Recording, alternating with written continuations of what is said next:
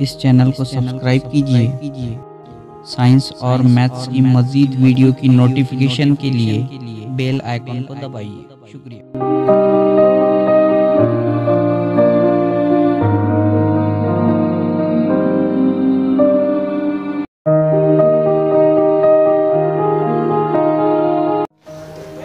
अस्सलामुअलैकुम। आज के हमारे मॉडल का नाम है जादुई नल। इंग्लिश में से मैजिक वाटर टैप कहते हैं। ये देखिए, ऐसे नल आपने बहुत से अजायब घर या फिर सर्कस में देखे होंगे।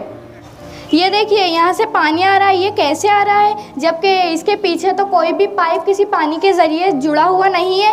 ये देखिए, ये कोई जादू है या फिर साइंस। ये देखिए, ये एक पानी की छोटी टंकी है जिसमें पानी भरा हुआ है और इसके अंदर एक पंप है, जैसे कि हमारे कूलरों में होता है। और इस पंप से एक शफाफ नली इस टूटी से लगी हुई है और फिलहाल में ये टूटी अभी बंद है। जैसे ही मैं इस बटन को दबाती हूँ तो ये पंप पानी ऊपर फेंकता है।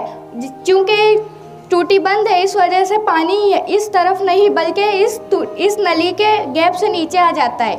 मुझे उम्मीद है आपको ये मॉडल पसंद आया होगा। शुक्रिया।